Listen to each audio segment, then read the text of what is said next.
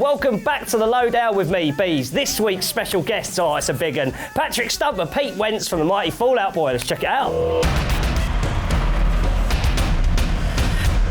Bees, welcome to the Lowdown. Pete and Patrick from Fall Out Boy. How's it going, guys? Good, eh? So the last time we spoke was the day of the Camden Underworld show. We hadn't heard Save Rock and Roll yet, so I've got all these questions about the record. In the set list now, there's a load of a new record in there, and is that symptomatic of the fact that the record's been so well received and how stoked you are on it?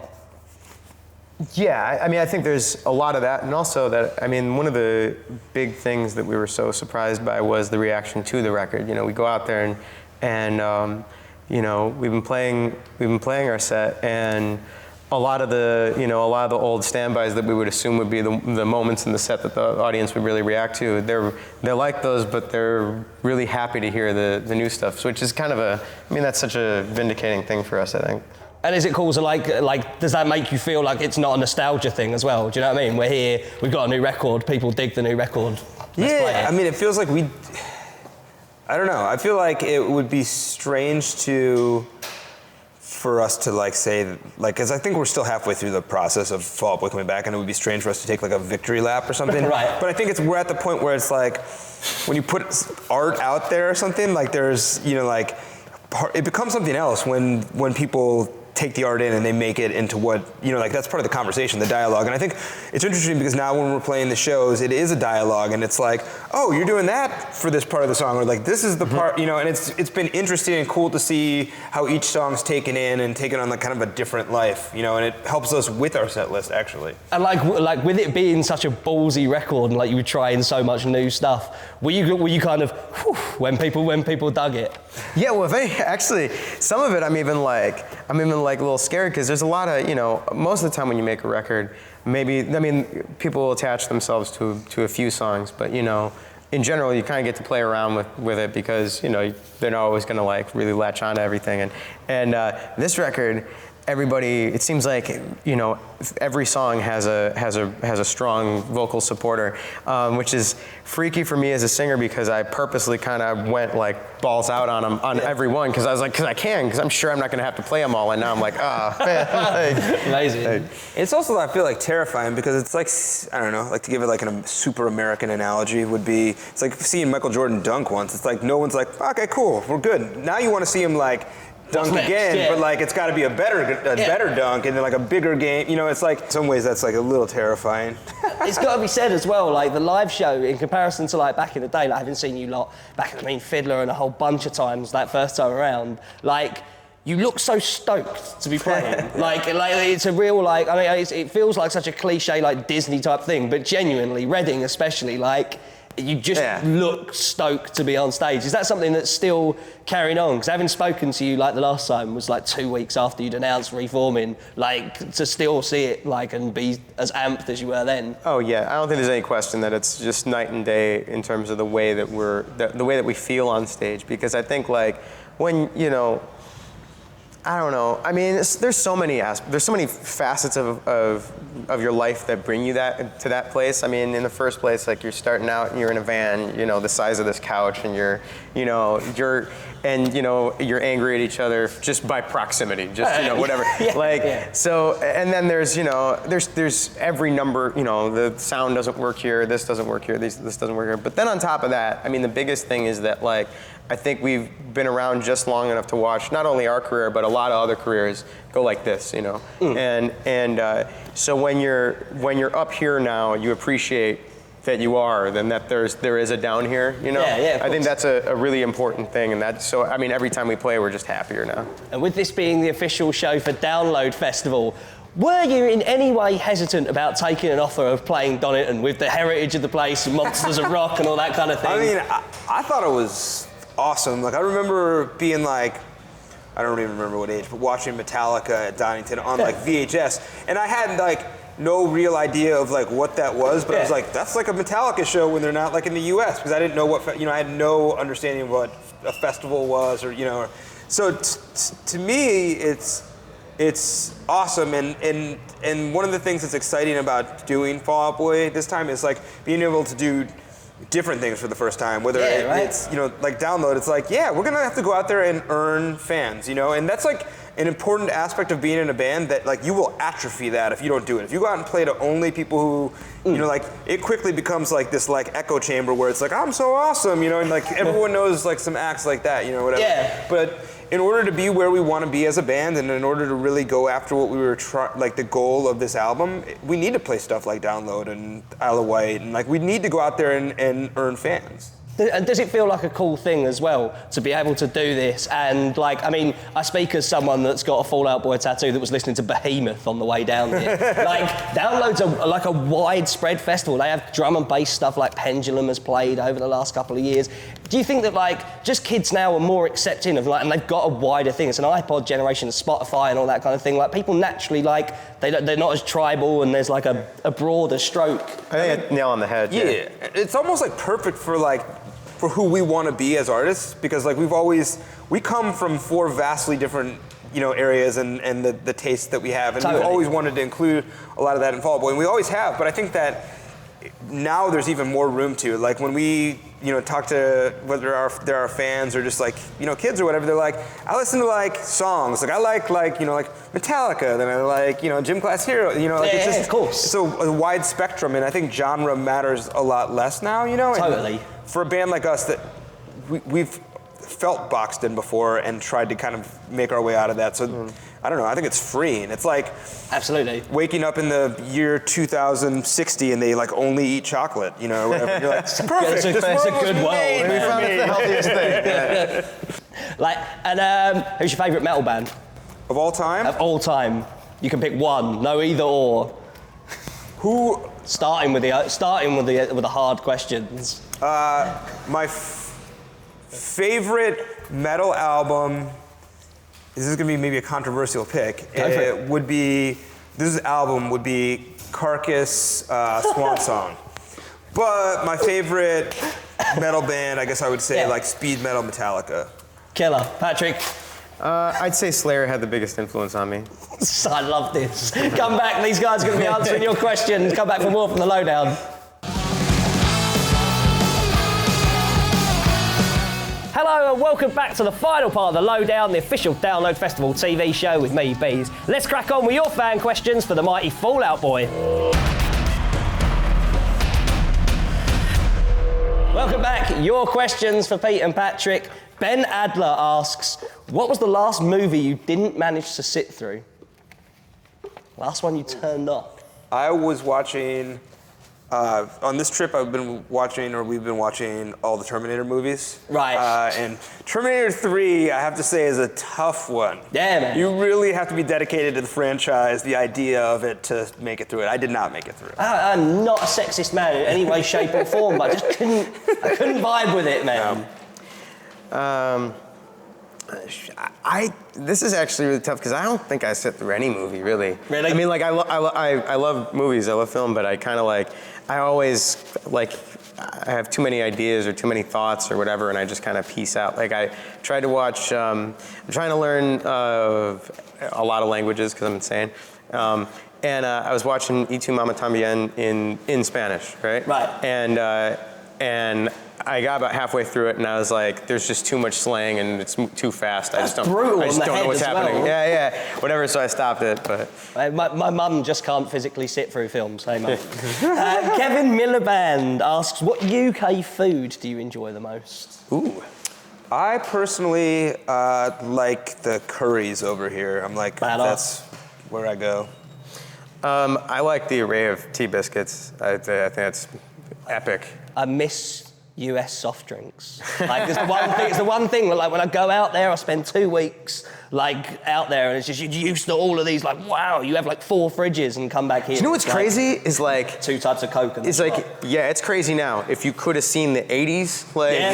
in the States, There's it was a like, soda for everyone, a soft like- drink for everyone. Remember But I the feel like that's how. bubblegum one that we had, and the Oh yeah, and what was the? Tab, but There were like so many. I remember there being like I feel like though it's a little bit like how it is with chocolate over here. Yeah. Maybe it's because I'm not used to seeing some of them, but I'm like, there's this guy, and there's like, you know, like there's just when we go into stores or whatever, there's a zillion choices for chocolate. yeah, your chocolate's a Yeah, little we bit. do. Your chocolate's a little bit better than ours. I'll We be got honest. that.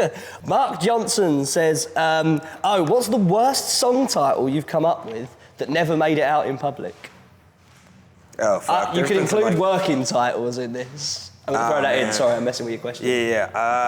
I mean, and definitely there have been some like really bad ones. I think that the one that everybody asks about is our lawyer made us change the name of the song, and it wasn't like the worst title, but we actually had to change it, and it was originally My Name is David Ruffin, and These Are the Temptations, which is like a reference to. So that's far less bitchy than people would imagine. Yeah. So, but you're not allowed to. There's all these. Yeah, we weren't allowed to name names. Yeah. Oh, amazing. Sarah Kidney says, if you could play a show at any famous landmark, what would it be? Ooh, yeah. I like really, really, really want to play in front of the pyramids. Super bad. I know, like, whatever, but like. Bangles cover, obviously. Totally. Antonia Jocelyn Richardson says, what's your first memory? Wow. That's a hard one. Deep, isn't it? Okay, so I was reading the other day. Like I didn't back that hard drive up. Yeah, right? I was reading the other day that most of your memories before, like, the age of 4 are probably fake. Are probably your brain like filling in gaps. So this is probably a total lie. But I remember my 3rd birthday, a friend of mine, I had gotten the Ghostbusters helicopter for my birthday, and I had this party, and my friend wouldn't let me play with it. Like, brutal. Was this the helicopter that sat on the thing and you had the? No, it was I shouldn't have invited me to your 3rd birthday. Sorry. Oh, man. I think it was because the Ecto 1 was the car. I think it was like Ecto 2 or 3 or something. Right. And it had like a little trigger that you pull and that made the helicopter. I had the ghost house. Vivid. The Totally. pole Yeah. like, I still have that. That's the only toy I've held on to. Amazing. Yeah. Paul Tobin asks, concept of new music videos. Can you explain the concept of your new music videos? Well, they're a completely separate narrative from the album, and I mean, I don't know that the concept kind of was birthed after the first video that we did with 2 Chainz, and it's hard to explain, but there's hands being chopped off. Which we may find out why that's happening or may not. And I think that everyone should feel all right that it will wrap up and will make some sense. Good. So stay tuned is basically it. Some. Oh man, like this question's going to take a while, right? Ryan Norton says, I'm coming to see you guys at Wembley, where we're filming this tonight. Right, anyway, the question relates to the interview that we did before, where you said Patrick is the face and you're the heel. Who's your favourite wrestler? Oh, shoot. I'm going to keep you here for a while, just... Yeah, well, so from growing up, I would say that Ultimate Warrior, but in seeing some of his more recent motivational speeches has motivated me to be more of an Undertaker fan. Right, fair enough. Okay, so I never followed wrestling. That wasn't like my thing when I was a kid. Cut me deep, Patrick. Sorry, that was like my nerdism like had me focused squarely on Ninja Turtles. I didn't have any time for anything. Who's your favourite Ninja Turtle? Donatello. Cool. But because he makes stuff, I always say that you can tell something about someone. No, by their favourite turtle. it definitely matters. It definitely that's a huge part of who you are. Michelangelo, so I spend my life hungover. But Undertaker was the only wrestler that I thought was awesome because I totally believed it. I was sure that he was like. Why wouldn't you? Yeah. And like shout out to Brutus the Barber Beefcake too, because when I was little, I liked him a lot. Right. Yeah. Ever have aspirations of being a hairdresser? This was even pre-boating accident. I feel like Foley Huck 10 asks, if you could go back in time and tell your 12-year-old self something, what would it be? I'm sorry, this is the tallest you will grow. Yes, I can relate. Disenchanted asks, what song do you wish you had written? Happy by Pharrell. It's a jam. So simple and genius. That's awesome. I was angry when I heard it. I was not happy. Contradiction. Like, that's too good. Damn you.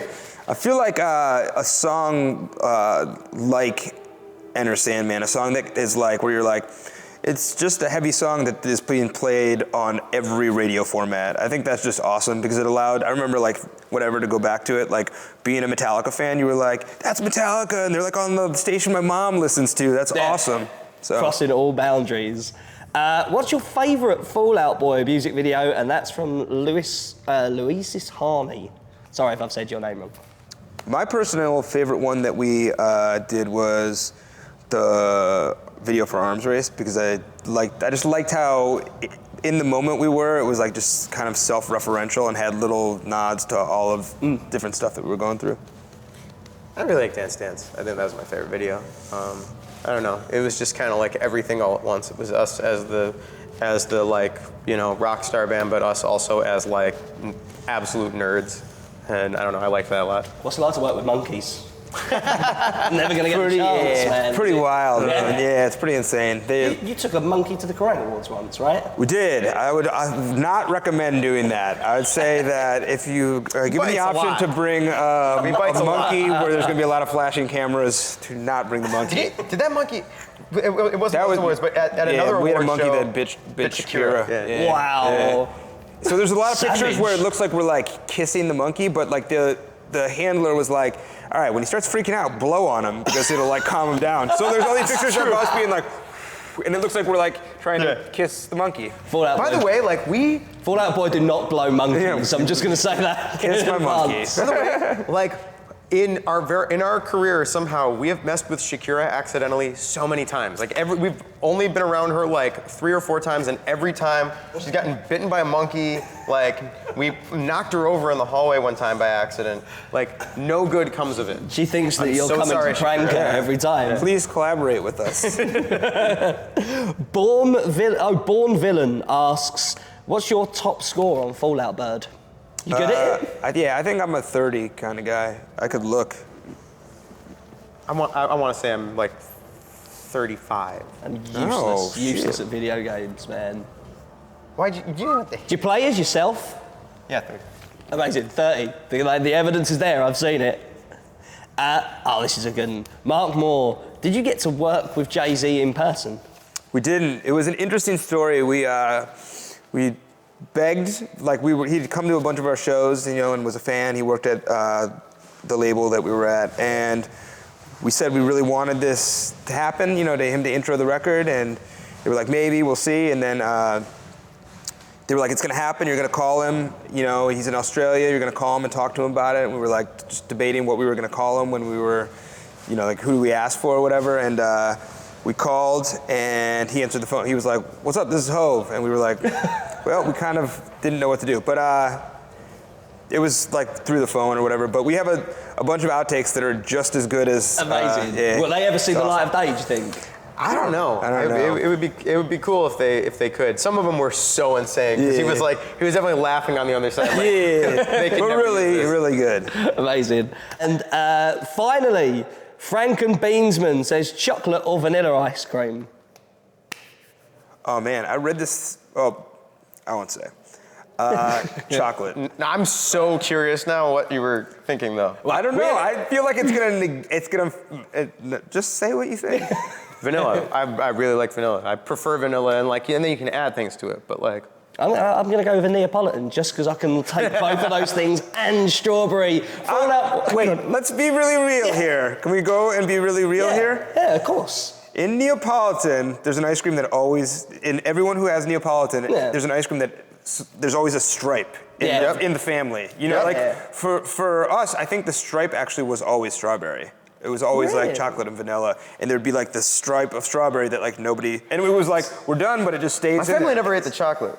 It's the most unpalatable with vanilla and chocolate. Like the strawberry one tastes weird. Yeah, so by I the could way- eat that at a separate time. Yeah, those 3 flavors are not. I don't know why they were like the natural. Like, Decided? let's put these together. Chocolate and vanilla, kind of. Yeah. Strawberry's just way out there. Strawberry and vanilla, okay, but no, the 3 together. There you go, man. Fall Out Boy will be rocking the main stage on the Saturday of this year's Download Festival. Are you excited about Linkin Park doing Hybrid Theory as well? Yeah, it's of gonna course. be badass. Catch Fall Out Boy on the Saturday night of this year's Download Festival just before Linkin Park doing Hybrid Theory.